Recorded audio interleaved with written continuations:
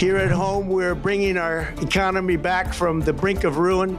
The last administration and their allies in Congress looted our Treasury for trillions of dollars, driving up prices and everything at levels never seen before. I am bringing those high prices down and bringing them down very fast.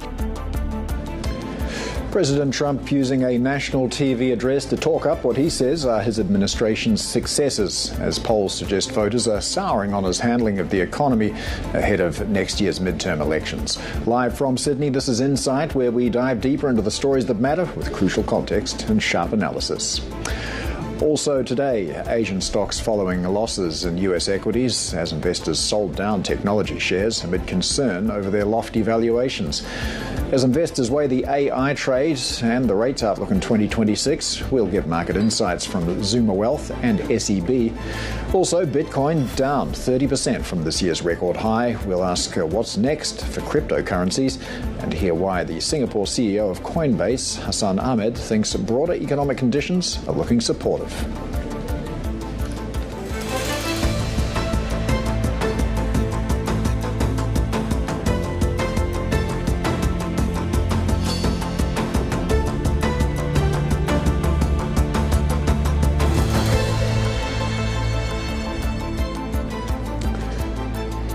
Markets are digesting President Trump announcing a wave of economic policies in an address aimed reassuring Americans concerned about his stewardship of the U.S. economy.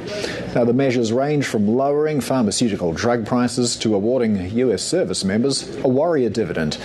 Asian stocks tracked Wall Street losses as investors sold technology shares on skepticism over the AI trade.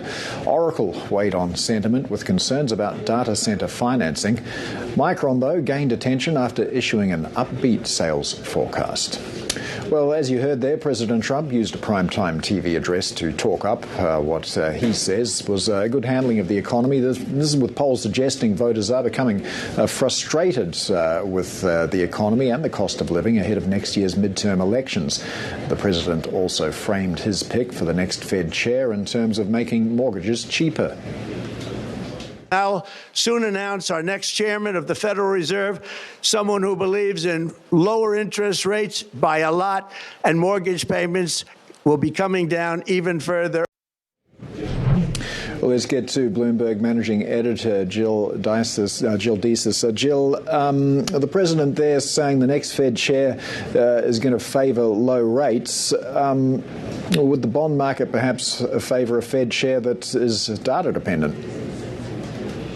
Yeah, I mean, I think at this point, Paul, I mean, we're pretty much hearing, very similar language from Trump as, we've come to expect, as he's really, really pushing to essentially announce a Fed chair who is going to work in lockstep with the administration. We know at this point it does seem to be down to a couple of candidates. We've got Kevin Walsh. We've also got Kevin Hassett, his national economic advisor there. So, I think what you're likely to see as we get closer to that eventual announcement, which Treasury Secretary Scott Bessent said could come, as early as the new year in January, that you're looking at an administration that ultimately is really, really, really keen to get somebody in there that is going to push forward some of those policies. Of course, this is also a position that's about, consensus building within the rest of the FOMC. So what that ultimately looks like in terms of how that person is effective, I think, we're going to have to wait for this announcement and then kind of see how things progress forward from there.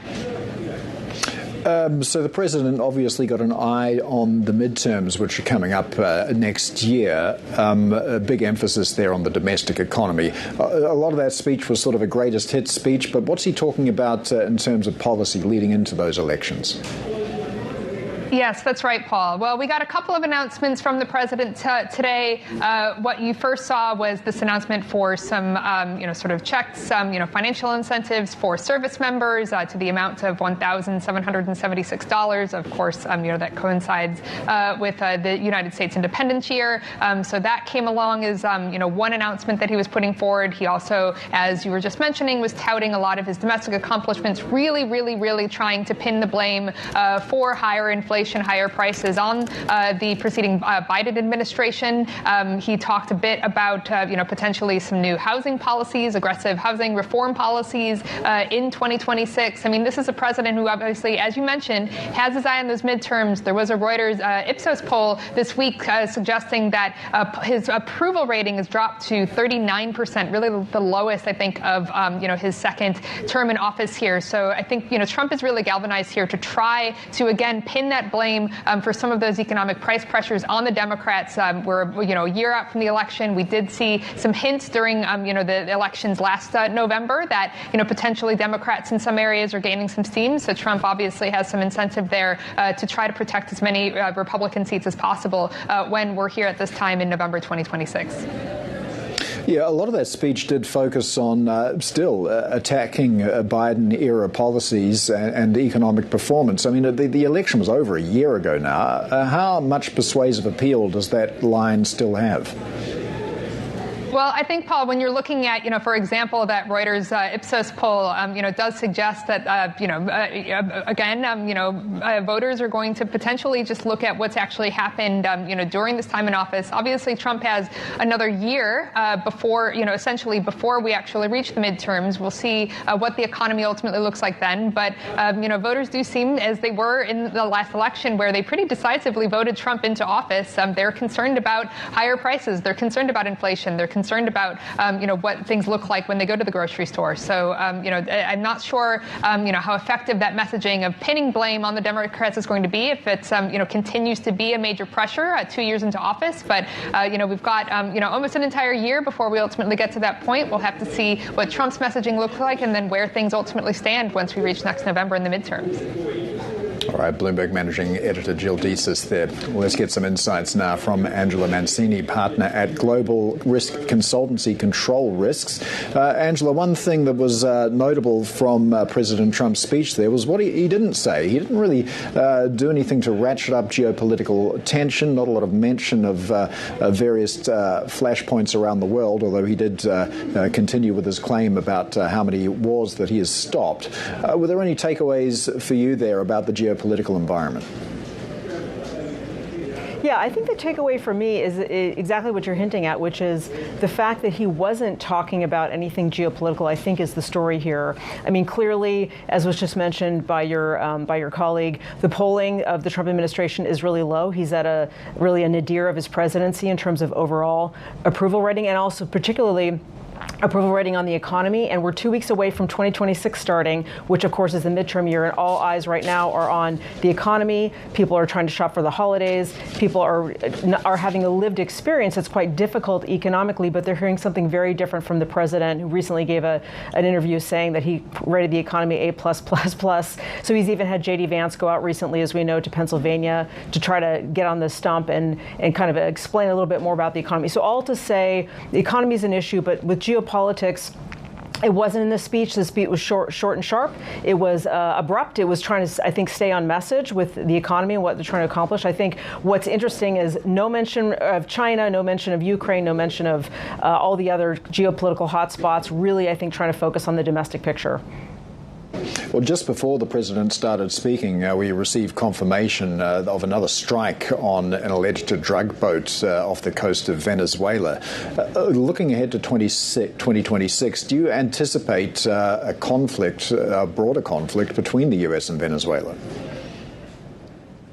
Yeah, this is a really interesting one to watch, and one that many did not think about earlier this year. But indeed, the rhetoric and, in fact, the actions from the Trump administration have been quite significant with Venezuela. A lot of pressure there. There's a lot of potential drivers for that, for the Trump administration. Of course, the number one named one we hear about is oil, but it's also, in the Trump administration's mind, a driver of drugs and immigration into the U.S., even though counter-narcotics experts say that the drug picture isn't actually that significant from Venezuela. And also, of course, Venezuela has a lot of untapped oil and a lot of untapped rare earth minerals. So there's a lot of potential drivers there. for the Trump administration. I think the key issue is to your point, do we actually see activity going on, military activity going on? There is a scenario where there would be limited strikes on counter-narcotics infrastructure, so to speak, not popular with the U.S. voter, especially U.S. voters that are worried about the pocketbooks. And that would have a lot of knock-on effects potentially around the region. And again, Trump was voted in as the president that was going to stop wars and has put a lot of credibility of his own into trying to stop things from Thailand, Cambodia, all across through to Ukraine. So this is a tricky one, and the problem is going to be the Pandora's box that opens if the U.S. does proceed. Yeah, and it was interesting that he didn't mention Venezuela in that speech, and that failure to mention it did, in fact, see oil futures ticking a little bit lower. But the president's also declared the Maduro administration a terrorist organization. Do you expect the U.S. to pursue regime change in Venezuela?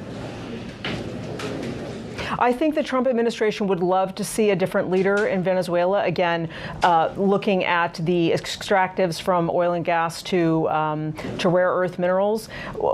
Again, how far they will really go with regime change is a question. One scenario, of course, is they have we see the Nicolas Maduro's administration step down, but there may be other leaders that come to the fore that aren't necessarily the pure opposition leaders. It could be someone within the Chauvinista leadership group there. So I think the real issue, though, is, again, from the U.S. voters' perspective, this is not popular. There's no case that's been made to the U.S. voter for this. This is yet another potential conflict that looks like it could be avoided, if at all possible. And the average American voter doesn't really see a whole lot of upside. They're really focused on, again, domestic issues, a lot of pressure on Trump to get back to the domestic story. So Venezuela, in many minds, seems like quite a heavy distraction. Well, let's talk a little bit about U.S. presence diplomatically in Asia as well. The Prime Minister of Japan, Sanae Takaichi, says she wants a meeting with President Trump as soon as possible. Are you detecting a reluctance from the president, however, to inject the U.S. into this dispute between Japan and China about Takaichi's remarks on Taiwan? Yes, I do think that the last thing President Trump wants to do is anything that would rock the boat with China right now as it relates to the conversation that we've been having about trade. So as you remember, a lot of ups and downs and swings and roundabouts with the U.S. and China with respect to trade and export controls, very serious concerns from the U.S. about China's export controls around critical minerals and rare earths. And with the October framework, that seems to be somewhat stable right now. There was a conversation that Scott Bessent had with his counterpart in China about a week or so ago. We're not hearing anything changing. That looks to be reasonably stable. Our own House view of control is longer term. The thing to watch is the medium and long term with the U.S.-China, because the current agreement doesn't cover everything that it should cover, and it is inherently vague and frail. So over time, there's a question of how long that will last. But Trump's very keen to have the summit with Xi Jinping in April. Definitely doesn't want to have anything put that off the rails in terms of his summitry, as well as potential impacts, again, for the U.S. pocketbook if trade tariffs were to increase. So all to say, I think the last thing he would want is to have to step into the Japan-China tensions right now. But of course, Prime Minister Takaichi would be, of course, pressing to try to meet Trump. She had a great meeting with him last month, very successful. She had, he ate American rice while in Japan. She gave him golf clubs and the rest of it. They have very strong initial relationship, and Japan is hurting right now in terms of Chinese tourists to Japan are down. They have 7.5 million tourists a year that come in. Japan gets 20% of its trade from China. That is going down, especially in symbolic sectors like seafood. So Japan, we don't see an immediate off-ramp for Japan and China with these tensions. Hopefully they don't get worse, but hard to see an immediate off-ramp. So I think she's looking to get creative and maybe have the U.S. help her, but that's not something we see that President Trump wants to be visibly involved in at the moment. Yeah, I mean, I know you see the U.S.-China relationship at the moment is pretty stable, but if we think back to the first Trump administration, progress on a trade deal never reached what is now known as phase one. Well, it never got past that point. Do you have a sense that China is perhaps slow-walking this? Yes, and to be clear, I think at the current moment, the conversations and the trade framework is at a moment of stability. There's, by no means are we saying that this is, stable for the long term. I do think if you look back at 2025, if you look at the U.S.-China rivalry, China did the best by that. They won that rivalry in terms of all the major issues of 2025. At one point they had 145% tariffs on some goods. That got walked back. They responded with the export controls, which was something new for most of the international community. Most people hadn't expected the extent of the impact of things like export controls from China. So they wielded that quite effectively. And now they're at a point where, they've had some concessions, but nothing significant that they've had to concede either economically or from a security standpoint. So they go into 2026, on a pretty strong foot. And again, from the U.S. side, Trump is not looking to upset that in any way. I think the real issue is that the trade agreement from October is not one that's going to last a long time. There's a lot of pressures for that to be eroded. And of course, the main thing is it doesn't cover everything that needs to be covered. The U.S., for example, wants permanent export export opening for rare earth minerals out of China. China wants to keep that as temporary and being able to go up and down. I think the real issue we're seeing with our clients that are sitting in third countries is how do you handle it if you're not from the U.S. or China, you're trying to navigate the tensions between the two and what it means for your tech stack and what it means for your supply chain as it relates to critical minerals. So I think the real issue is right now we're in a moment of reasonable relative stability, but that's not something that we expect to last. Well, another trade conversation that the U.S. is having, also moving at a snail's pace, is the talks with India as well. How do you see this evolving? There doesn't seem to be any great rush here either. Yeah, there's not, and this is one that was a surprise for many India-U.S. watchers, because at the beginning of the Trump administration, a lot of our clients and a lot of companies in India were thrilled by the outcome, to the extent that they thought it meant that there would be a dividend off the Trump-Modi bromance, so to speak, the strong relationship there. That, of course, had a lot of pressures on it from a variety of things, not the least of which included President Trump's comments around the ceasefire around India-Pakistan and his own involvement in it, which India disputes. But, all to say there, the relationship between Trump and Modi is under pressure.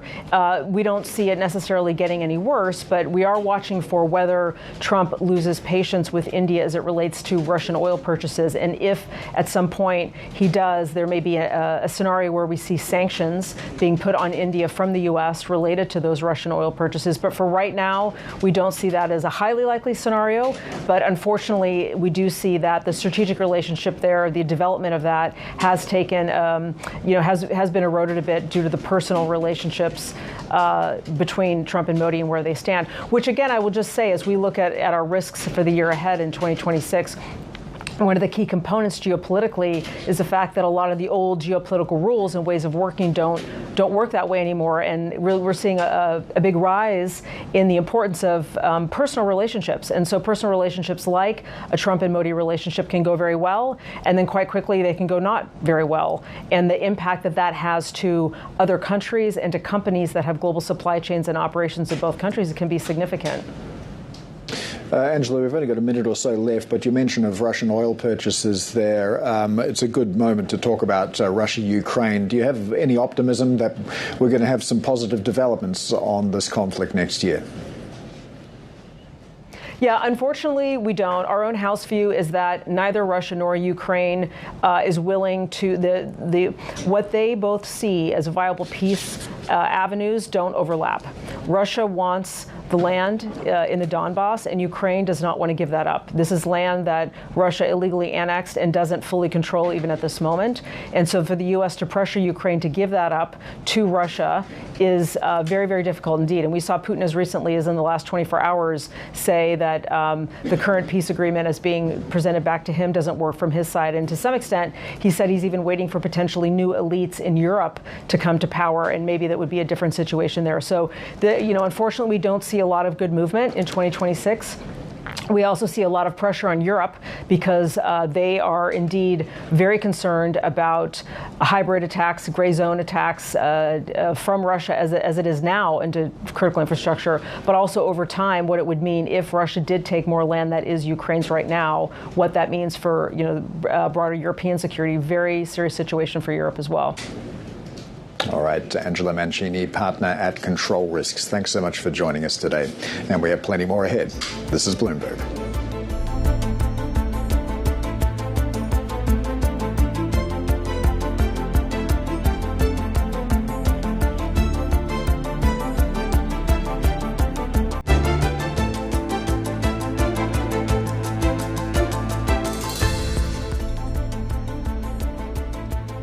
Looking at Asian memory chip makers, after Micron gave an upbeat forecast for its current quarter, it's a sign that demand and supply shortages are allowing the company to charge more. Let's bring in Bloomberg Tech reporter Annabelle Drewers. And Belle, that was a pretty good set of numbers for Micron. Where are we heading from here? Yeah, well, that's it. I mean, it's really the focus on the outlook and what they guided essentially that really led to a lot of optimism, because we saw the stock gaining as much as 8% in late trade. But the story here is around what they're saying they're going to get in the fiscal second quarter, so the current period that's underway now. But they're saying that revenue could come in at up to $19.1 billion. They offered a range, 19.1 lower side, 18.3 billion. But regardless, I mean, you're multi-billion dollars away of what analysts had been expecting, because the average projection was for around that $14 billion mark. So, yeah, this is a company that's really at the center, or at least that's what the CEO is saying. There's many companies that are around this AI trade, but this is one of those that's profiting not just from its exposure to HBM in particular, and that's, I guess, why you're seeing SK Hynix, for instance, rising in Seoul today. But it also benefits generally from that shortage we're seeing that's really forming now in memory chips generally. So it's giving them a lot of pricing power with their different partners. Different story for Oracle today, though. I mean, they're rattled by the news that long-term partner Blue Owl Capital is not going to be committing equity to this Michigan data center. But is there anything to see here? That project's going ahead. It doesn't take much to scare people, does it? No, I think it just points to just the general sort of nerves and unease that investors have with AI generally. So anything that doesn't move exactly forward as expected is a cause for concern, essentially. But yeah, to your point, I mean, it's moving ahead this center in Michigan, and the reasons maybe for Blue Owl backing out, what we're hearing, it could be maybe around just the political climate could be playing into it in Michigan, but also around the general lease and debt terms that they considered to be unfavorable. That's what we heard, at least, from people that were close to the matter on this. But yes, this is a data center project in Michigan. It's tied to their broader Project Stargate, that rollout of AI infrastructure. We also hear that Blackstone, for instance, is still going to be taking part. So it is moving ahead. It seems like progressing on schedule, and Blue Owl just not taking part. Well, we've also got OpenAI out raising money again. Staggering numbers here. Tell us more. Yeah, it's pretty exceptional. I think it's also exceptional that, I guess, the mood around OpenAI seems to be shifting a little bit, because a couple of weeks ago it was really that concern around its competitiveness vis-a-vis Gemini, and that's Google's or Alphabet's version or foundation model, of course. But yeah, what we're hearing, or what the information is reporting, is that OpenAI is looking to get more fundraising, and the valuation on this is $750 billion. That's what they're saying. So $750 billion. You think about where we were just back in October of this year when they were last did a share sale, essentially. But at that point, OpenAI was valued at $500 billion. So you're looking at a 50% gain at this point for the business. But they could be looking to raise as much as $100 billion. And we were hearing yesterday, for instance, again from the information, but saying that Amazon, for instance, could be in talks to inject $10 billion alone. All right. Bloomberg Tech reporter Annabelle Drewers joining us here in Sydney. Let's take a quick look at how US futures are tracking at the moment. We did, of course, have some competing factors here, turning a little bit softer now. I mean, there was the good news from Micron, then the somewhat unsettling news from Oracle, creating somewhat of a mixed picture. NASDAQ futures looking pretty flat at the moment. All right, we have plenty more ahead. This is Bloomberg.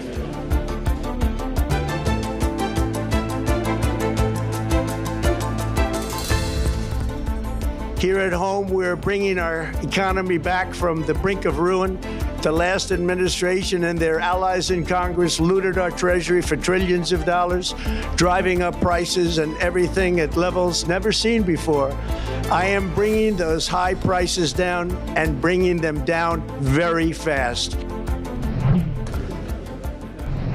That's President Trump there in his prime-time TV address to the US, attempting to address voter concerns over the cost of living.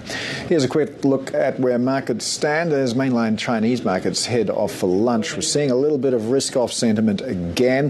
The Kospi being hit pretty hard again. It's not had a fantastic week. We're off by almost 2% again. Asian equities more broadly pretty low, and concerns really resurfacing about the artificial intelligence sector. I mean, we had a great set of numbers out of Micron, as Annabelle was saying before, but that was tempered somewhat by the, let's call it, unsettling news from Oracle that its longtime partner Blue Owl is not going to be contributing equity to a major data center project in Michigan. That project is going ahead, but these sorts of announcements do tend to unnerve investors when it comes to the AI space. CSI 300 off by about 0.5% as China heads to its lunch break. We've got the yen just floating above 155.76, and we do, of course, have that BOJ decision coming up tomorrow. All right, let's take a look at the start of trade for the Indian rupee as well. Look, it did end a 5-day losing streak after some pretty heavy intervention from the RBI. We got the rupee down to 90.09 yesterday, but it is softening again, 90.33 at the moment, so it really does underscore the limits of what intervention can achieve. Right, well, let's get a little bit more on markets now. We're joined by Terri Spath, founder and CIO at Zuma Wealth. Terri, thanks for joining us. I'm not sure if you had an opportunity to listen to President Trump's address earlier, but he did make some remarks about the next Fed chair. He says that name's going to be announced very soon and that that person believes in low rates. I'm just wondering if the markets, and the bond market in particular, would just prefer if the next Fed chair was data dependent and if they might have something to say if he isn't. Well, thanks for having me, Paul. And in fact, I did have a chance to listen to the address. It was, it was shorter than probably a lot of us expected. And I don't think there was a whole lot different in terms of what was communicated as to what the administration would like to see in the next Fed chair. It's no secret that Trump wants lower interest rates. There's a variety of reasons that he has put out there to support that point of view. And I don't think it should be any surprise that the next appointee to that position will likely be someone who is going to have stated quite publicly that they want lower interest rates. And there can be, a case made for that. So, I think we'll have to wait and see how that comes out. But I do think that that's something that we can expect in 2026 is, that continued easing cycle for interest rates.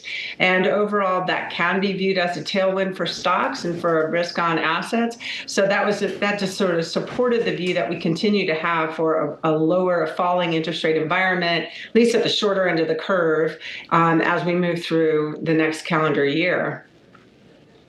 I just remember looking back earlier this year to Liberation Day when the bond market effectively forced a dilution of some of the more extreme aspects of that tariff policy that the president announced. I do wonder if the next Fed chair isn't anything other than independent.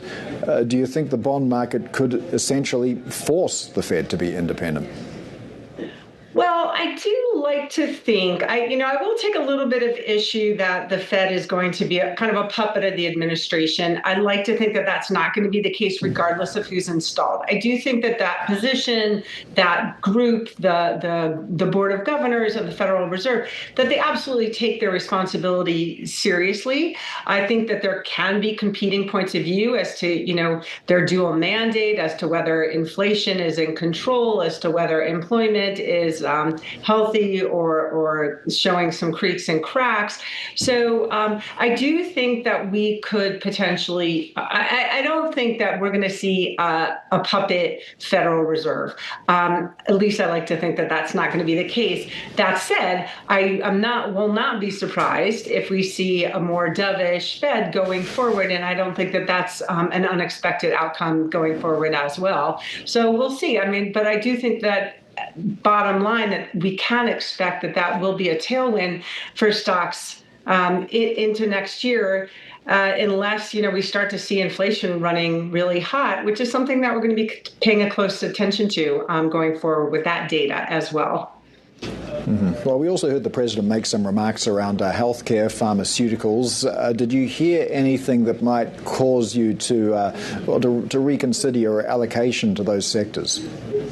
Yeah, it was definitely pretty tough on the healthcare industry, and I think that's something that a lot of listeners probably wanted to hear. I mean, our big takeaway from the talk today, from the speech, if you want to call it that, is much more of a focus on domestic issues. I think that's been big feedback. That's been what a lot of the polls have been saying, is that the president and the Beltway have not been focused enough on what's going on domestically. They've been very focused on what's going on internationally. And what I really heard in today's speech and presentation to the Americans, that was just shortly ago, was a big focus on cost of living, and that comes into healthcare, and a focus on inflation, cost of living, and we're focused on domestic issues now. We've done a lot internationally, but now it's the Americans.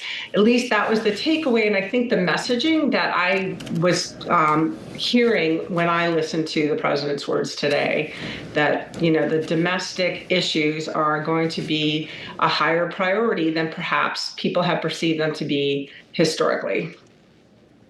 Well, we're going to get some important data tomorrow, a CPI reading. It's really going to be the first reliable reading we've had because October was affected by the shutdown. What are you expecting to hear? What's your sense of where inflation is at in the US right now? Right. Yeah. Obviously, that was a big topic of the president's talks today, and we'll get a nice piece of data tomorrow. We've been a little bit thirsty for real data. I think that we could get a print that is, in the 3-ish% level. That's higher than what the Federal Reserve wants to see. So we're all familiar. The Fed has a dual mandate in the United States.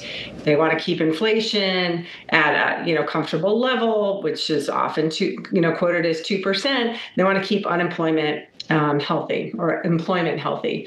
I do think that the Fed has gotten more focused on jobs, on employment versus the inflation. I think there's a sense, at least that's my read on things, now a read on what they're doing, is that yes, inflation is a little bit higher than they'd like to see it, but they want to focus on keeping employment in check. And so I do think that has been outweighing, the employment side has been outweighing a little bit more than the inflation data. If we see something much higher than 3%, I do think the market's going to be concerned about that. But I think around that level, the Fed is still going to be, it seems, comfortable cutting interest rates a little bit, even though that's been higher than what they've quoted as wanting to target. And, there'll be a lot of data between now and the next Fed meeting, but tomorrow will be an important one. And we're looking for something in the a flat 3% inflation rate, not much higher than that. And I think if it is higher than that, it's going to spook the markets. I just want to quickly get your view also on some of the market action that we've seen in the US this week. I mean, we've got the S&P getting below its 50-day moving average now, a little bit of uncertainty around tech as well. What's your price target for the S&P next year? And do you see this rally starting to broaden out a little bit now? Yeah, I guess we are starting to see it broaden out. The high flyers are coming down. That's part of the reason why the market's been broadening out in terms of participation. But when we're looking ahead to 2026, I think obviously the big headwind is that valuations are high for certain sectors and particularly certain stocks. And that's kind of the most obvious concern. And that said, we still remain constructive. We still think the S&P 500 is going to end up higher 12 months from now now than where it is today. And there's a number of reasons for that. First, if we look at fundamentals, economic growth is going to be decent for next year. We expect it to be. We think corporate earnings are going to be strong. Those sort of go hand in hand. And that reflects, solid profit growth across most sectors, not just a couple few stocks and a couple few sectors. We do think that can be broadly, we're going to see nice profit. And that is a positive for our outlook. Not just fundamentals, though. Monetary policy, which we've talked about a little bit already. We're entering the second year of an easing cycle. That tends to be a tailwind as well for equities, and that supports a risk-on posture. Technically, in the fourth year of a bull market, you tend to have a strong year. It's, what's been working tends to continue to work. And then finally, technically, which you touched on really interestingly, and I'm glad that you did, we're starting to see, this sort of like throw in a towel a little bit. Is the fear of missing out is no longer exists for the U.S. stock market. We're seeing relative strength index, the RSI, is at probably close to its level of last April. It's really gotten pretty weak. That is actually a decent sign for the market. It means that people are starting, they're throwing in the towel to some extent. So we're not sounding any alarm bells because of valuation. If anything, we think earnings growth, we think economic growth, we think monetary policy, we think sort of washed out technicals can lead us upward and onward in 2026 and higher than where we are at the close of this year. All right, Terri Spath, founder and CIO of Zuma Wealth, is sticking around. We'll talk Asian markets in just a moment. And here's a look at Indian markets just ahead of the open. I did mention there that the rupee is softening again. We have seen that bleeding into weaker equities prices as well. Sensex pre-market looking pretty flat at the moment. The bank index off by about 1/3%. We'll bring that market open shortly. We do have plenty more ahead. This is Bloomberg.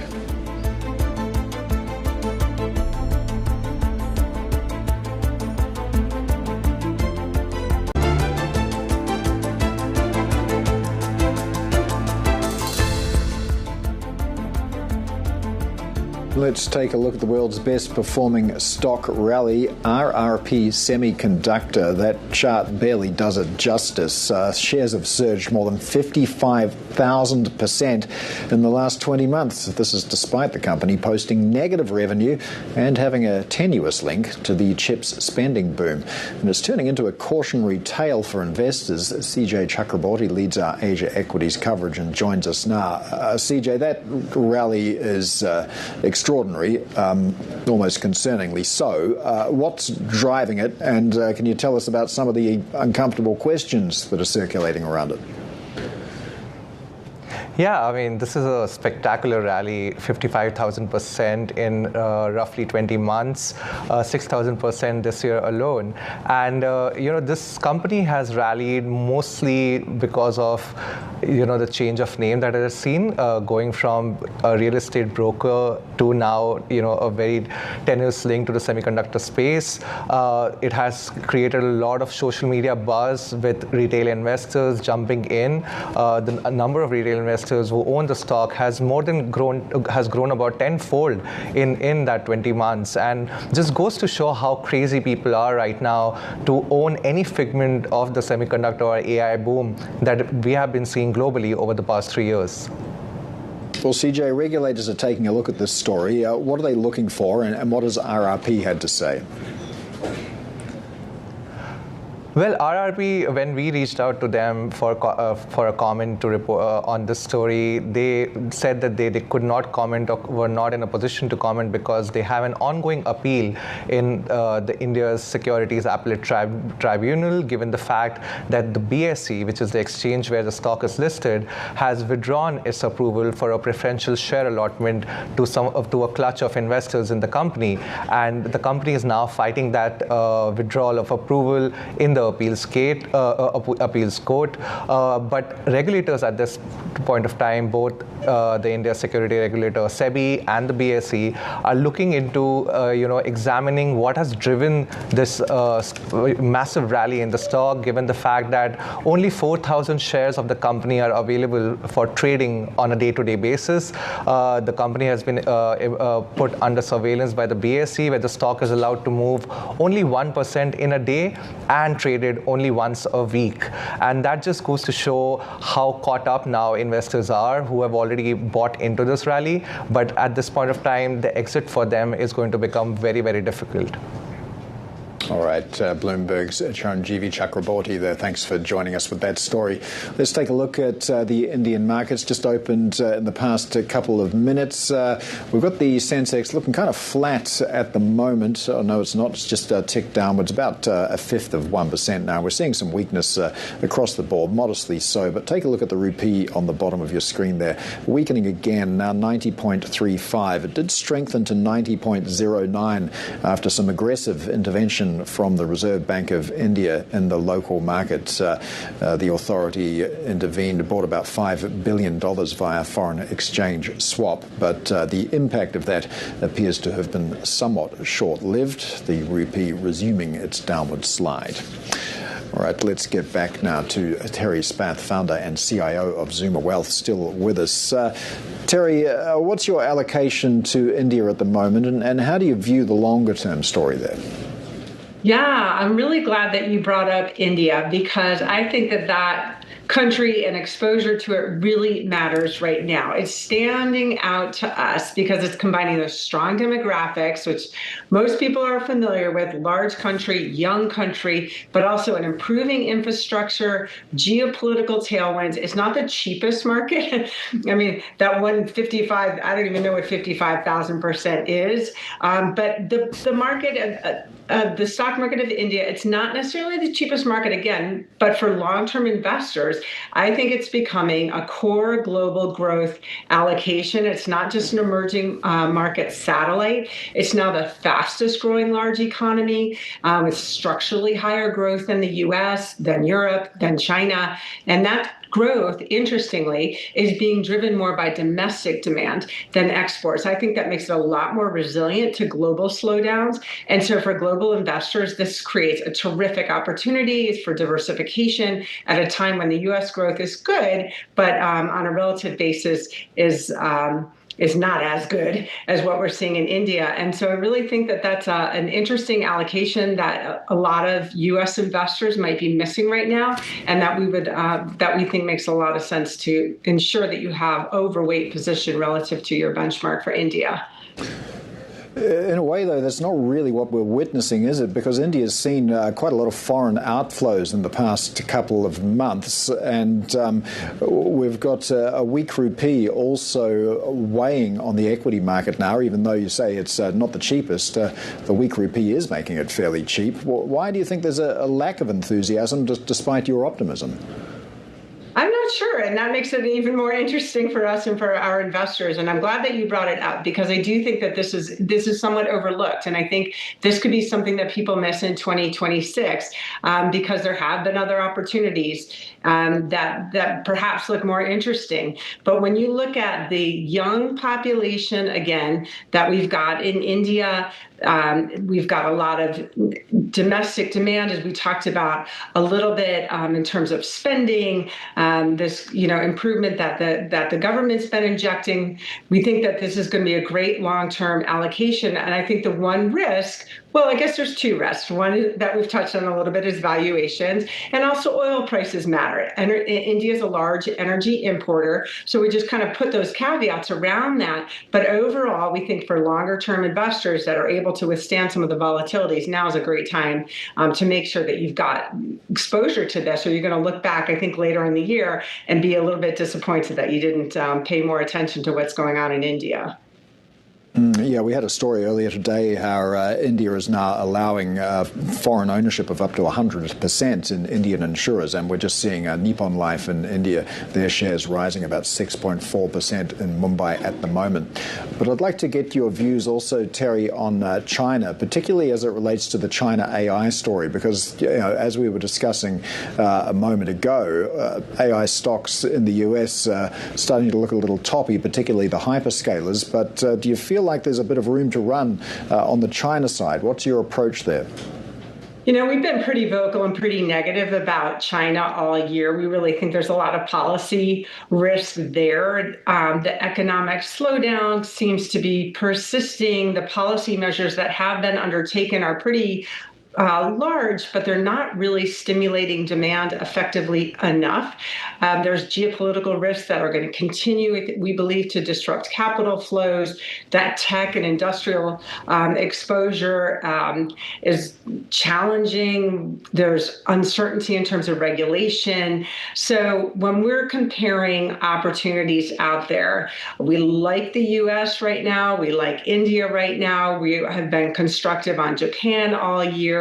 So all of those areas are things that we think are much more interesting for our clients as well as for people listening on the show today versus, what's going on in China.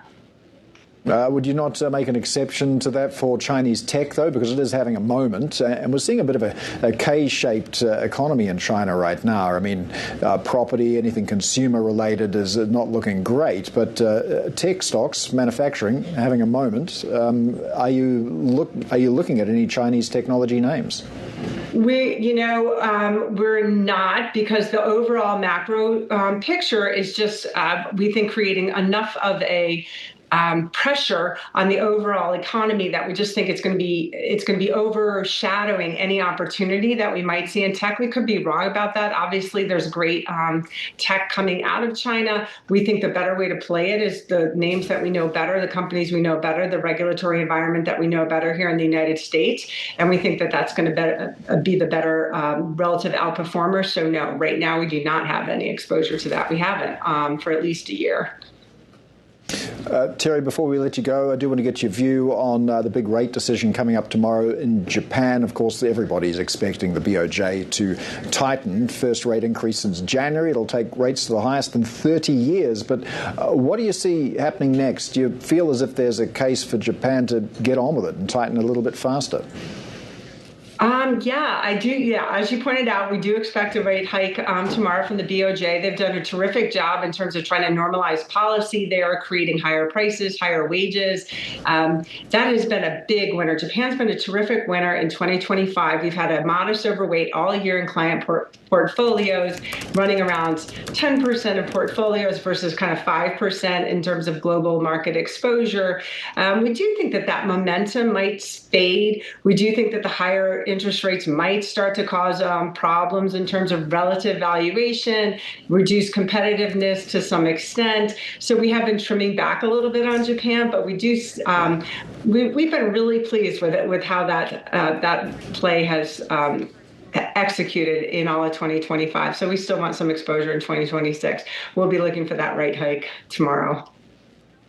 All right. Terri Spath, founder and CIO of Zuma. Well, thanks as always for joining us with your analysis. Let's just take a look at how a couple of key stocks are tracking at the moment. CATL shares under a bit of pressure at the moment, both on the mainland and in Hong Kong, off by 2.8 and 3.3% respectively. Now, this is on the news that China plans to revoke 27 expired mining permits in one of its major lithium hubs, and those licenses target resources such as ceramic clay, limestone, kaolin as well. All of those contain lithium, but they're not currently in production. So China planning to pull those expired mining permits, and we're seeing a little pressure on CATL as a result. Let's take a look at how other Asia benchmarks are tracking at the moment. It is another risk-off day. We've got the Kospi, one of the worst performing at the moment, off by almost 1.9%. A few questions around the tech story. Micron results were pretty good, but a bit of nervousness around Oracle and Blue Owl apparently seeming to part ways on the construction of a Michigan data center. We do have more to come in our next hour of Insight. Keep it here with us. This is Bloomberg.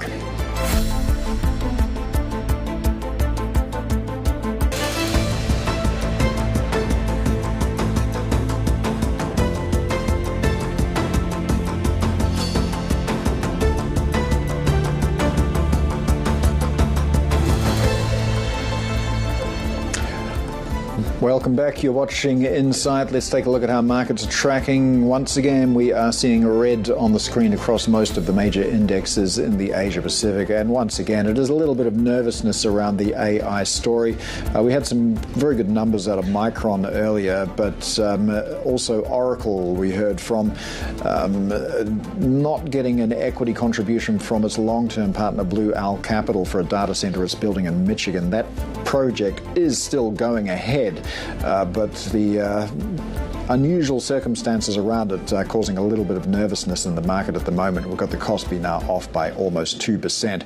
Also, a couple of huge valuations coming along. The OpenAI valuation, based on its expectations for its next fundraising, puts it around $750 billion. Also, possibly got SpaceX and Anthropic coming to markets in the new year as well. So a lot of big IPOs potentially for the market to digest, and considering the amount of spending that's happened in this space already, a few questions now circulating about how much more the market has to give. So we've got Taiwan off by about 0.5%. A bit of weakness in Japan as well, off by 1.25%. And we talked about the Indian rupee as well. That's softening too, now at 90.41. So the intervention from the RBI on Wednesday appearing to be somewhat short-lived. Well, let's get a little bit more on markets now with our panel. Mark Cudmore is Bloomberg MLIV Executive Editor. Also with us, Eugenia Victorino, Head of Asia Strategy at SEB. Mark, I'd like to start off with you. I just want to hark back to the speech we heard from President Trump a little while earlier. I mean, did you hear anything there that would move the needle for markets? I mean, what he didn't say about geopolitics actually moved the oil price lower. Yeah, Paul, good morning. I have to say the speech was incredibly underwhelming. We had kind of hyped ourselves up that this might be the big market-moving moment of the Asia morning. But in reality, there was not much there. You know, there were a few crumbs that moved markets at the margin. You mentioned oil. But I think some of the kind of other comments, apparently inflation has stopped. We can now have 0% CPI prints forevermore and no need for interest rates. So there were kind of comments like that weren't particularly useful, and essentially now the market is moving on its short-term focus to the CPI print expected later on today. Also, Mark, tell us a little bit more about that CPI print. I mean, we haven't had a decent set of numbers for a while. What are we anticipating, and how's it going to inform the Fed's next move? I think the headline expectation is the 3.1%. If we get anything on a 2% handle, that'll obviously be good for bonds at the moment. But I think the backdrop story here is that this is still an inflation print that's going to be confusing given the collection period, given the conflation of a couple of reports. I think people will quickly move on from it. So they'll trade it in the short term. It will matter today. Day traders will care. But ultimately, it won't be the macro signal. We'll kind of probably have to wait for the new year there.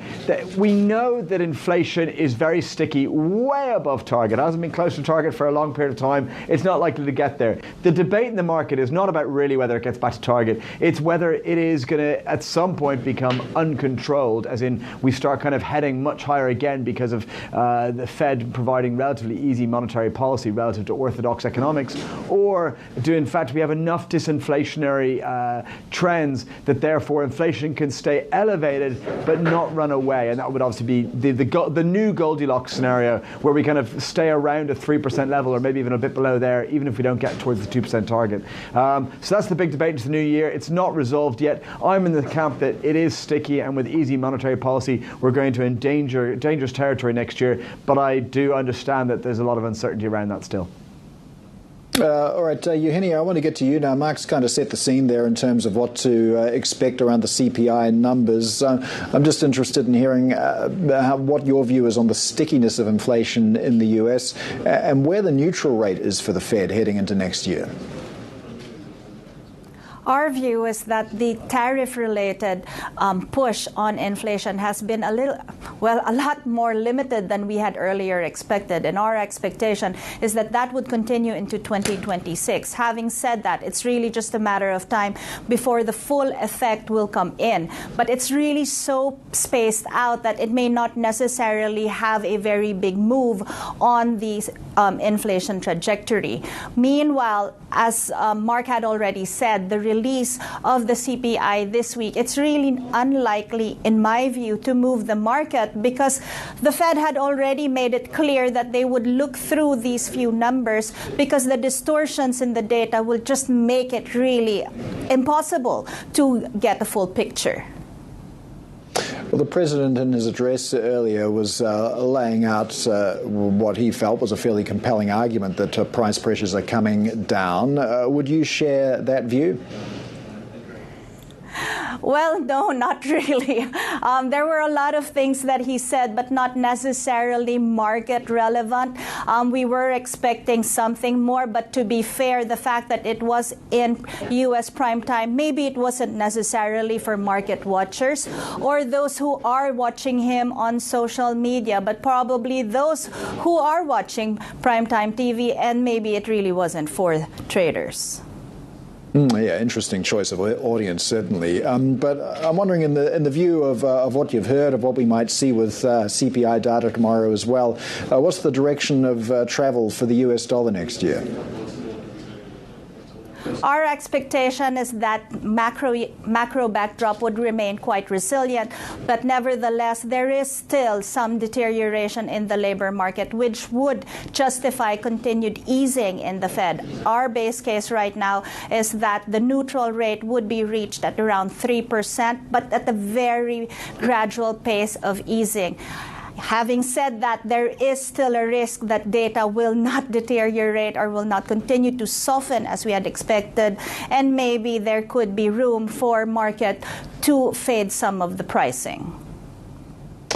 So if we have a softer US dollar, what's the case for emerging markets in 2026?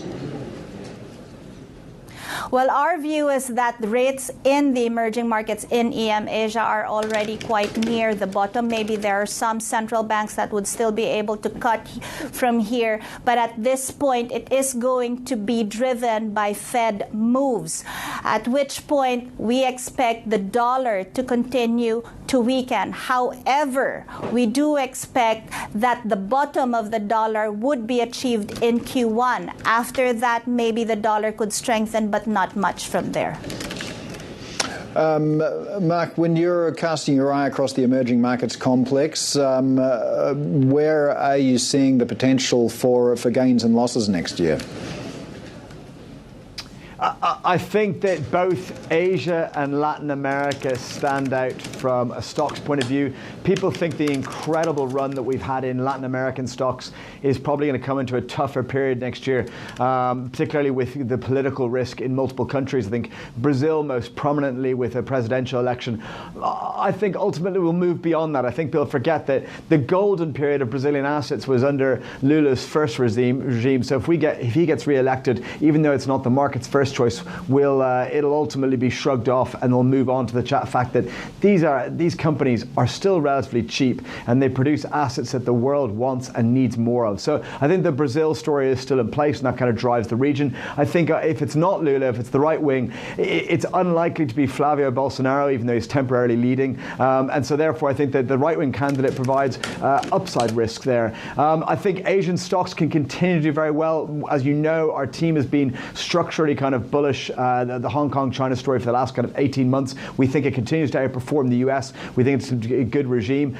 On the FX side, though, Asia's going to remain hard. I think, it's hard to see that even though currencies like the Indian rupee, Indonesian rupiah are extremely cheap on a long-term basis, I'm just not seeing the environment being particularly encouraging to them kind of getting a sustained rally in any time soon. So I think on an FX side, it's going to remain harder within Asia, but the equity market will do well here.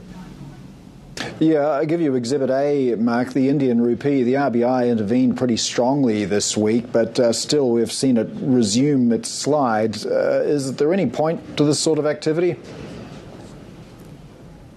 I mean, I think it's important to remember when you look at the Indian rupee is that it's been this relentless weakening trend versus the dollar, but it's a low volatility currency and it offers relatively good carry, so that total return investors haven't done particularly badly. If you've been long Indian rupee versus the yen over the past year, you're extremely happy still. You're getting paid to hold this position. So I think it's very, we get excited because every single day we kind of go dollar Indian rupee at a new record high, but it's not moving particularly far over time, and you're still getting paid for that position. So look, I think the intervention is to kind of slow the trend. It's provided a little bit of two-way risk. It's kind of going, look, it's gone a bit too far. I'm with the RBI that it's gone a bit too far, but I'm not sure that people want to change the dynamic just yet. But I think, for long-term investors who are working across basis, the dollar provides all the volatility. If you're long Indian rupee against some other low-yielding currencies, you can make money even if the rupee is not particularly appreciating the spot market. Eugenia, I'd like to get your view on the Indian rupee as well. What's your outlook for that? And I mean, particularly if we think about the backdrop with US-India trade talks moving in an absolute crawl at the moment. It is quite interesting that India emerged as the worst performer, at least as far as the U.S. tariffs go. And while the U.S. trade or total trade of India, total exports, is not that big if you compare it to its GDP, the fact is it is an underperformer against this backdrop. Having said that, as I mentioned a while ago, we do expect that the dollar would bottom out in Q1. Hopefully that would ease the depreciation pressures on the Indian rupee and hopefully take dollar INR down maybe around 2.5% in Q1. If that doesn't pan out, then our forecasts for the end of 2026 are definitely facing upside risks from here, because at the end of the day, there has been a continued reallocation of portfolio managers across Asia away from India and going to other markets. And that continued outflow of both equity and bond flows is not doing the Indian rupee any favors. No, it isn't. And in terms of RBI policy, I'm also interested in knowing what you think the next move might be and whether the RBIs are reaching the limits of what monetary policy can achieve. In my view, the RBI would likely have to stay on hold at this point, and maybe the move in the rate differential would really have to be driven by cuts in the Fed, in which case that should provide some support to INR. There is also a risk that inflation could actually turn higher in 2026, which would limit the space of RBI to cut from here. Let's change tack to a more imminent central bank meeting. That, of course, Japan on Friday. We've been counting down to this one for a long time because something's going to happen. It's going to be the first tightening that we've had since January. We're going to have rates at the highest level for 30 years. Seems extraordinary to even say that. But what do you see the next move for the Bank of Japan being? Because it certainly takes its time between rate increases. That really is the big uncertainty, because they have taken their time so much that there was a point that the market had already given up on any further hikes, even though the macro backdrop does justify further hikes from here. Our expectation is that there could be another hike towards the end of Q2, but we are also aware that the government has only given their blessing to one hike, and that's going to be for tomorrow. Have you been surprised by the strength of recent JGB auctions? Because it feels like every time we have one, everybody gets very nervous and then they go extremely well. What's your outlook for yields in Japan, Eugenia? Our expectation is that the yields in Japan would continue to rise, just because the supply backdrop would require some more issuance in the 10-year sector. There's also the expectation that the BOJ would keep the market expecting further hikes from here. But having said that, we are seeing some of our clients, Japanese clients, a little bit more cautious in buying other currency bonds because they are looking for the bottom in the government bond yields in Japan. Mark, I'm wondering if you can unpack for us some of the action that we've seen in the yen, or inaction might be a better turn of phrase, because we've got this situation where the Bank of Japan's tightening, the Fed is potentially easing a little bit more, yet we've got a yen parked at 155.71. What's the direction of travel here?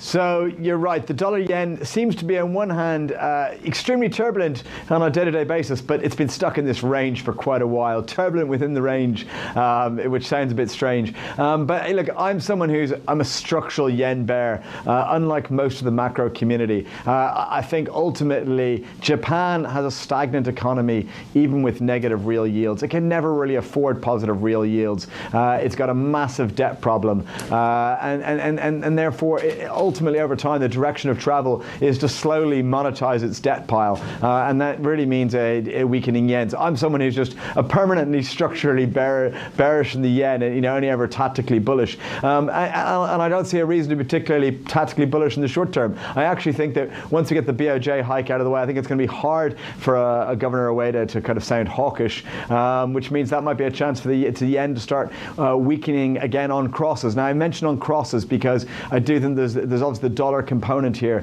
I don't have particularly strong views in the dollar in the short term. I am bearish the dollar for next year, but I think yen will weaken again on crosses, and I don't think intervention risk levels are very close given that backdrop either. Mark, I certainly hear you when it comes to Japan's debt pile, and the debt to GDP ratio is similarly eye-watering. But for all we talk about it over years and years and years, the denouement never seems to come. Is there ever going to be a denouement? And coupled with that, do you see a floor for the yen if you're such a bear? Yeah, it's a good question. I think it's really important to emphasize that this is debt that's primarily in the yen, with the Bank of Japan being the major player there, and most of the owners being domestic. So it's not going to be suddenly. It's not like they're suddenly not going to pay their debt, but it's basically, as I said, they're monetizing their debt, and that's why I think they can manage that process, gradually in terms of depreciation over time. Do I see a floor for the yen? No, not particularly. But I do think that the Bank of Japan has the tools, because, as I said, because they're the main players in the debt, because most of the debt is domestically owned, because it's yen debt. This is not about actually, the fact that they're not going to pay out in it. It's just that they're going to monetize it, which means that if ever yen depreciation gets too quick, they have many tools to interrupt that, and they can interrupt it very violently through intervention, which can interrupt that depreciation trend for months even. So while there's no floor, it's not a straight one-way line. It's not that you should always be short yen and be complacent about it, because it can have some powerful rallies. Eugenia, we're just about out of time, but we've been asking a lot of our guests this question this week as we look to wind up the year. I'm wondering what your most compelling investment call is for 2026. Well, I remain quite positive still on the Chinese equities, because they are actually the least exposed to the U.S. AI tech, and they are having very different drivers for the equity market. So I still am quite positive, considering the recent changes in the risk factor on the insurance firms for China. All right, Eugenia Victorino of SEB, also MLIV macro strategist Mark Cudmore. Thanks so much for your views today, and we have plenty more ahead. This is Bloomberg.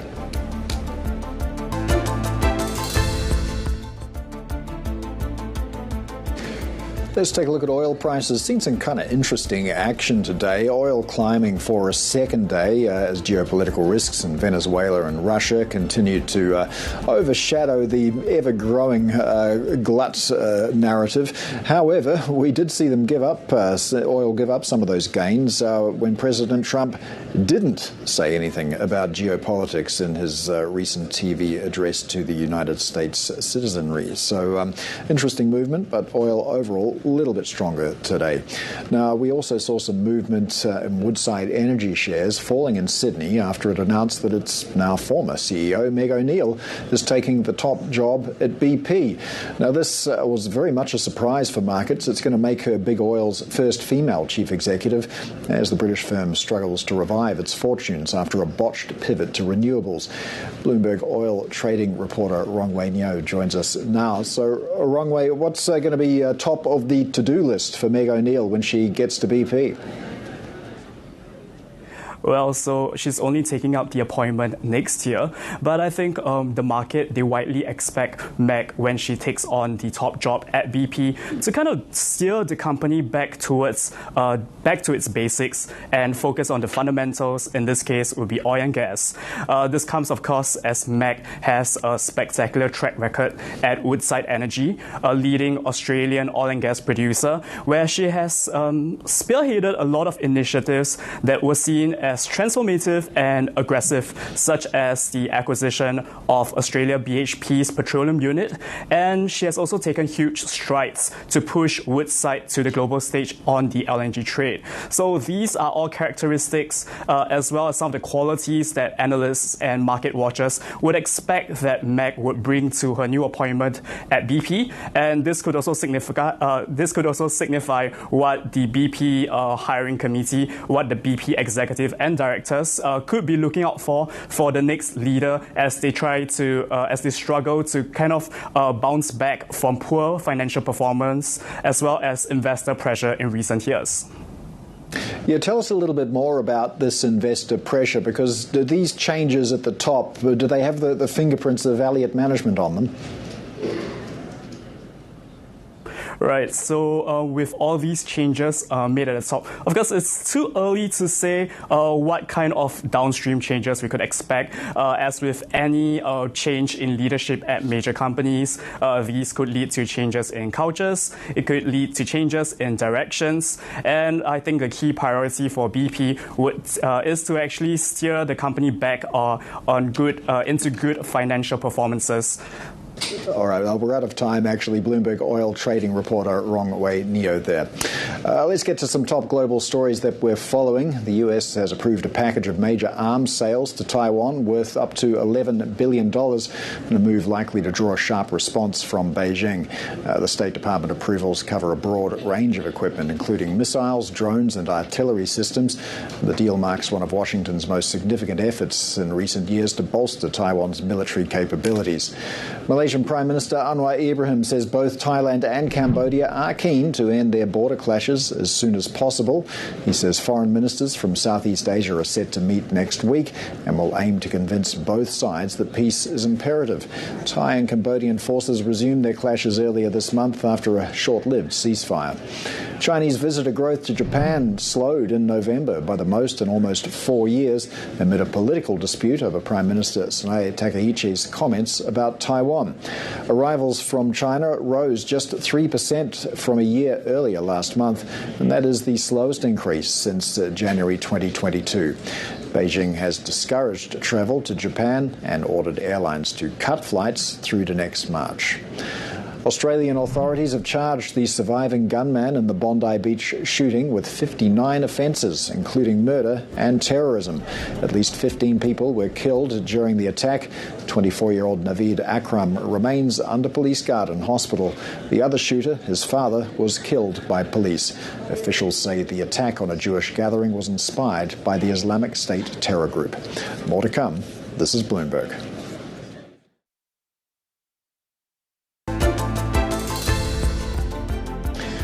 Welcome back. You're watching Insights. Here's a quick look at where markets stand at the moment. Take a look at how cryptocurrency is tracking right now. We'll get to that in a second. Here in Asia Pacific, we're seeing a bit of red on the screen.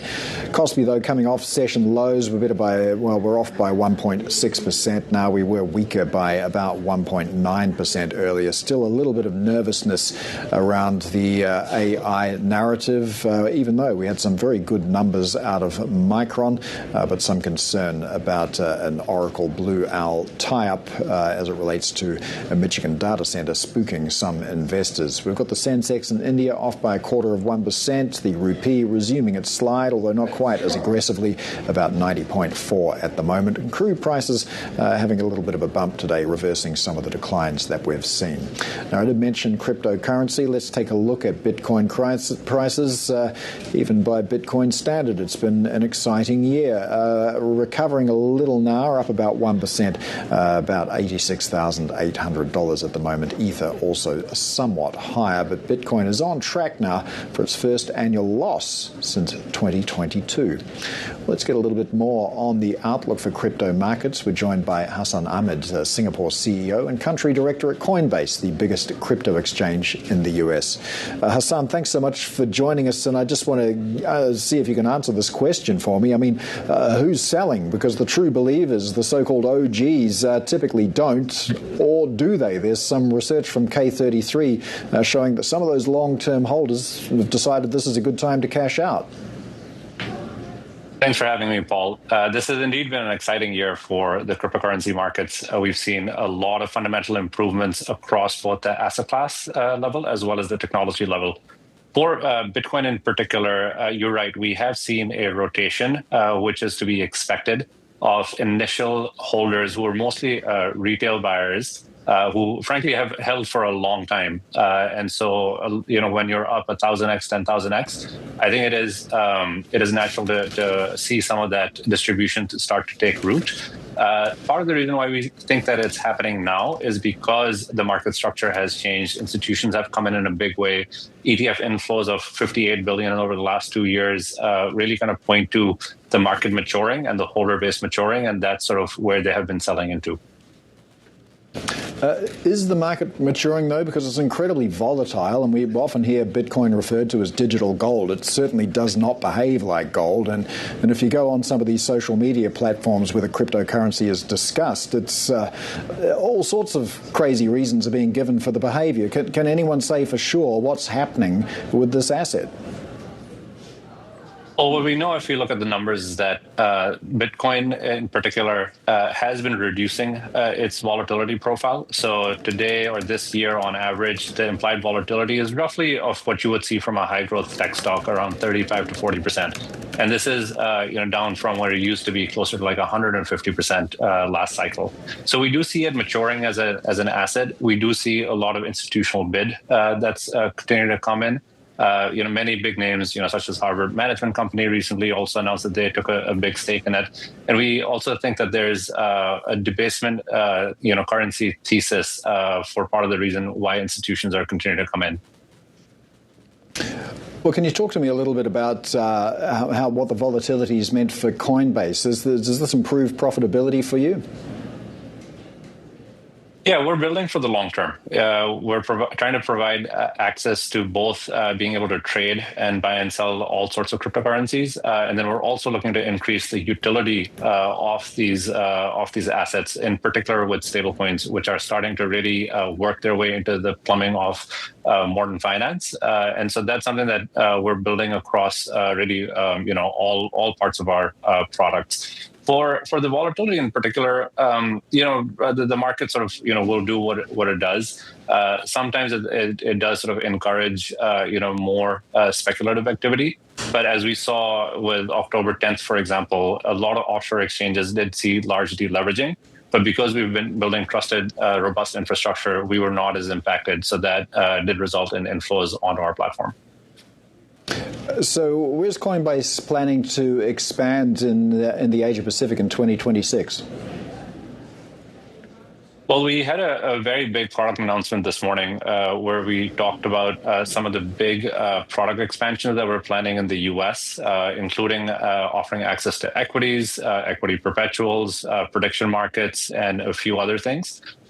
In Asia Pacific, we've been quite encouraged by the activity that we see over here. We've had our license in Singapore for the last 2.5 years. We're on track for our AFSL licensing as well, and we're looking at sort of many markets, around, not just in Asia Pacific but worldwide. And Coinbase recently increased its investment in CoinDXC in India, DCX. What are your plans in India? Can you tell us a little bit more about that?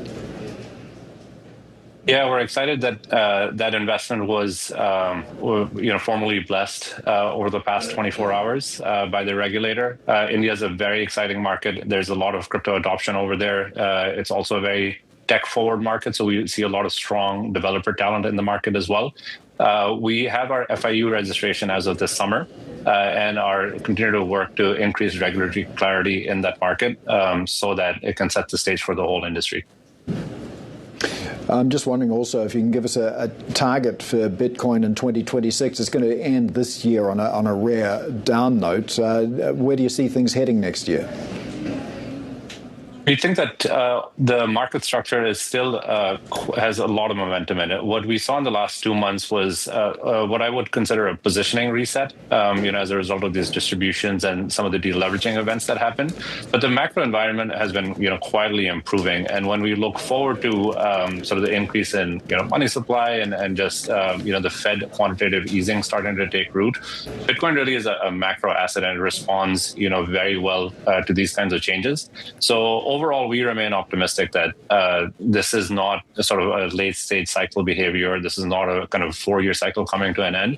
We think that sort of trend has sort of played out, and really long-term, holders are starting to come back into the market. So we're expecting it to be, cautiously bullish for the next year.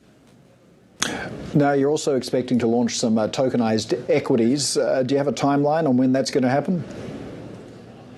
Tokenized equities are a very exciting topic going into next year. So this is something that even if you look at recent comments from Chair Atkins, the U.S. is looking to modernize its whole infrastructure around trading, and tokenization is a big part of that to enable 24/7 trading for equities. Ourselves and a few other industry players are having conversations on, what could that look like and what could innovation exemptions look like so we could bring that to market.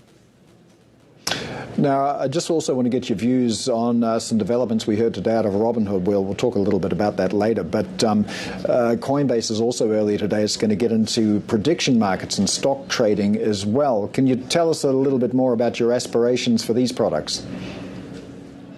Absolutely. We are looking to really build out this construct called an everything exchange. So you can come to Coinbase as your one-stop shop for all of your trading needs, and also to act as your primary financial account.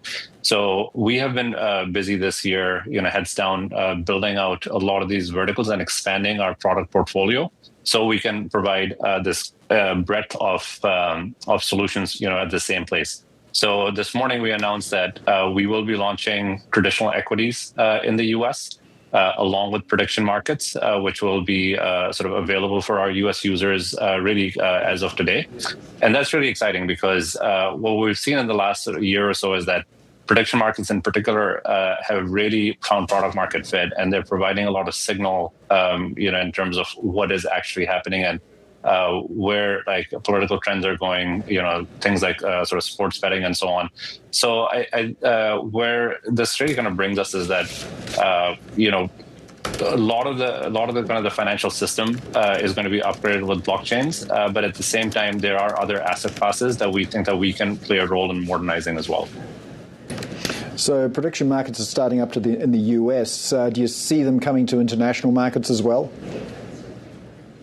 Yeah, we want to build trusted infrastructure and provide regulated products out of our custodial offerings. So we are taking it on a case-by-case basis and working closely with regulators to ensure that we have something that is not just sort of a rush launch, but something that can be sustainable over the long term. So we'll have more to announce over the coming weeks. I can say, though, that the base app, which is our non-custodial offering, is available across 140 countries, including Singapore and most of our Asia-Pacific markets as well. Well, this is something your competitors are also looking at, also prediction markets. How are you going to compete in this space?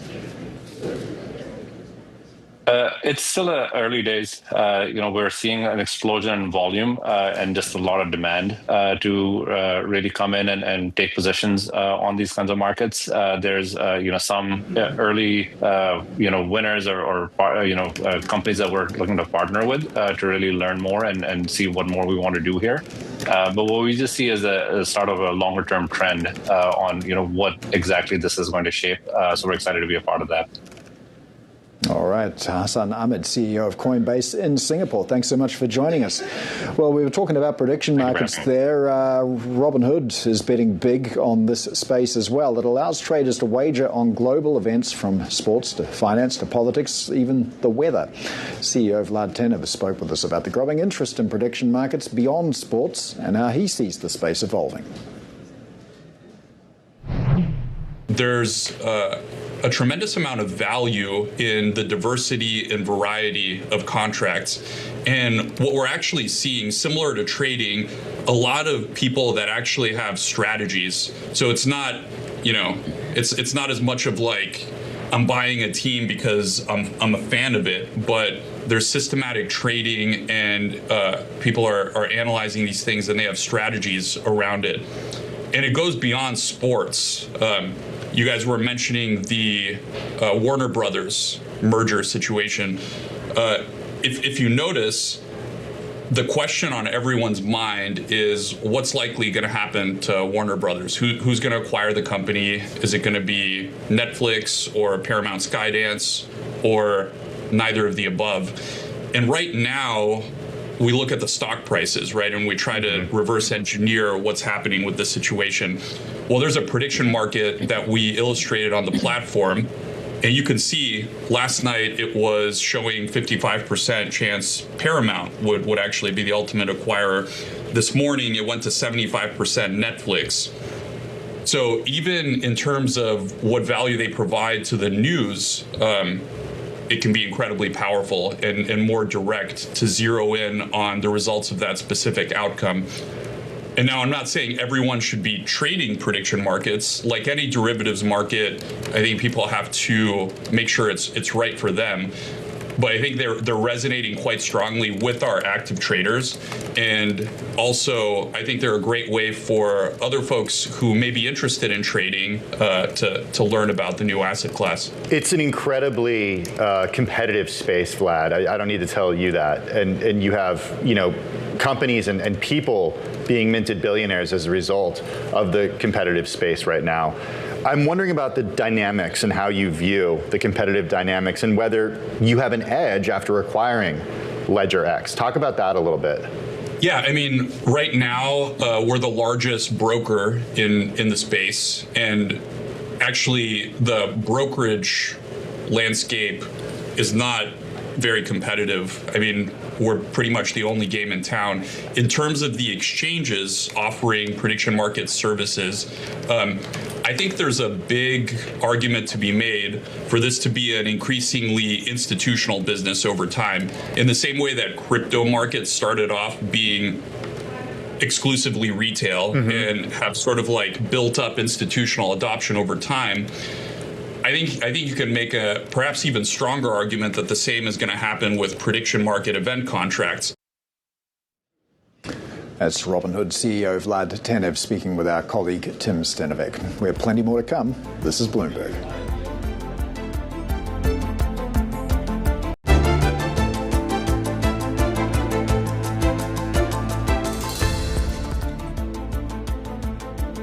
Bloomberg has learned that China Vanke has asked some commercial banks to accept delayed interest payments as it grapples with mounting liquidity pressure. Let's get to our China credit reporter, Trista Xinli Liu in Hong Kong. So, Trista, what more do we know about these expanded debt talks? So this morning, Vanke held a meeting with bondholders trying to discuss its latest proposal on its 2 billion yuan note. So there are two items on today's ballot. One is, ask bondholders to accept to delay the yuan note, the principal of a yuan note payment by 12 months. But meanwhile, Vanke said they will offer some unspecified, credit enhancement, and also they will pay the interest by the end of next Monday. And the second one is, they are trying to ask for a delay about a grace period and try to ask it to extend to January 28th, which means that it will help Vanke to, have more time to keep the negotiation with bondholder and trying to avoid an immediate default. But we need to remember that, any proposed change need to have at least 90% of approval from bondholders. So I think that's the current target Vanke need to achieve, and bondholder will have until 10 a.m. next Monday to vote. Is a 90% approval realistic for agreement among bondholders? And if not, are there options starting to run out? Yeah, exactly. So it's still unclear whether the latest proposal are attractive enough to, bondholders, because, a lot of observers right now are saying maybe if banker default now, they can have a higher recovery rate. So that's still a question mark there. And, meanwhile, this afternoon, Vanke will actually held some face-to-face meeting with some bondholders, trying to get their feedback on the latest proposal. And so our teams definitely closely watch any results coming from the votes, and maybe at some point, Vanke will roll out a holistic restructuring plan. So is there any risk of contagion here if this doesn't go well? Well, it will definitely have some impact on the January financial market in China, especially for some of the local banks, because they held, holdings in both loans and bonds. So they will be the first to, suffer. And then, as we mentioned earlier, there's not much, valuable asset left for Vanke, and a lot of its current debt are actually uncollateral, so unsecured to be sure. So, which means that if we go into a restructuring scenario, maybe creditors need to fight with each other to secure certain assets to have a better recovery. All right, Bloomberg China credit reporter Trista Xinli-Lu there. Staying with China, recent strength in the yuan is doing little to boost Chinese stocks as mounting concerns over economic weakness and rising valuations really begin to sap sentiment. Asia equities reporter Winnie Su joins us now. So, Winnie, we've got Chinese markets stabilizing a little bit after the sell-off yesterday. Tell us about the contrast between the weakness in equities and the strength of the yuan seems to be becoming a bit more apparent. What's been driving this divergence? Yeah, it is a very interesting recent trend that we're seeing, right, Paul?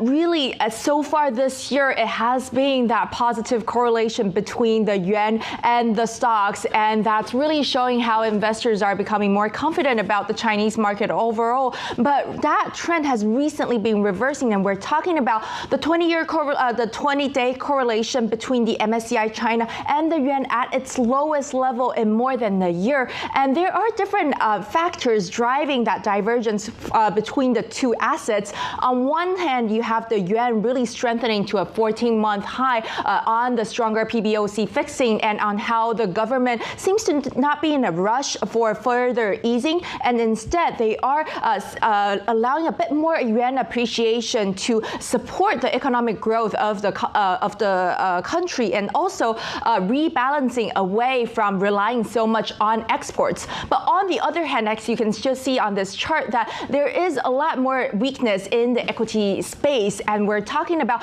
HS Tech also nearing that bear territory on these concerns around the weakness in the economy, potentially hurting the profitability and the growth of companies. Well, earlier this year, investors were hoping for a positive cycle between the yuan and stocks. So what implications does the current trend have for investors? Yeah, exactly. We have been talking about how this year has been such a transformative year for Chinese market because it's ripping off that uninvestable tag, right? You're talking about a further strength in stocks, in yuan, and other fixed income markets in China. But that seems to, because of the current trend of one engine not working as well, sentiment overall is becoming lower. And also it might hurt the capital inflows. So right now, a bit more hesitation when it comes to the interest in investing in China as a whole, as a market, but also further implication is also about how investors are being more selective with this market. Yes, a bit of a preference right now for FX rates over stocks, but also within stocks, because of the further expectation of the yuan to appreciate, investors are looking into sectors like the Chinese insurers, banks that can benefit from such yuan strength, and also airlines, for example, that has a lot of US dollar debts. So talk to us a little bit about the trend. Do we expect this gap to continue to widen, or is it going to revert soon? Yeah, so far in the near term, we're still expecting further widening of this gap just because we haven't seen too much clarity in terms of kind of the growth outlook and the profitability of companies. We haven't seen the earnings improvement coming through with all these policies that we've been talking about. So far, equities are still likely to be lagging the strength that we're seeing in the yuan until at least until end of this year, because we don't have too much of the fresh catalyst. So not until maybe next year in March, when the 5-year plan is going to start, we are still likely to see a bit of kind of the range-bound moves here. However, in the longer term, people are still talking about how a stronger yuan is going to be an anchor for financial stability and for capital flows. So over the long term, if we expect the yuan to continue to strengthen, equities are also likely to catch up. And when we talked to strategists, right, for example, those at Goldman Sachs are saying that yuan right now is still 25% undervalued, and in terms of the equity space, expecting further upside to be driven by the AI advancement and also some more policy stimulus on the consumption side to come through next year. All right, Asia Equities reporter Winnie Su there. Let's get to some of the more top stories that we're following out of China. Sources say HSBC CEO Georges El-Haredi plans to move temporarily to Hong Kong early next year. We're told he's set to spend the early months of 2026 working out of the city, and his relocation is said to be an effort to cut down a hectic travel schedule that requires him to fly to Asia several times a year. It also comes as HSBC closes in on its $14 billion deal to take over Hang Seng Bank. E-commerce firm PDD is said to have fired a government relations team in Shanghai after staff brawled with Chinese regulators during company checks earlier this month. Sources say the fight happened during investigations into reports of fraudulent deliveries on the platform. The incident could lead to more scrutiny of PDD from state regulators. Tencent has appointed Yao Shunyu as its chief AI scientist, entrusting the former OpenAI researcher with leading its artificial intelligence efforts. Yao will report directly to President Martin Lau and also head the company's AI infrastructure department. Tencent's move is the latest in a series of high-profile hires in the sector this year, most notably led by Meta. Before we go, here's a look at our guest lineup for tomorrow. All Spring is going to be joining us to talk markets, also give us their outlook for 2026. Also, Japan's central bank widely expected to raise its rate to the highest level in 30 years. We're going to speak with former Assistant Governor Kazuo Moma. But that is it for Insight. Horizons Middle East and Africa is coming up next. This is Bloomberg.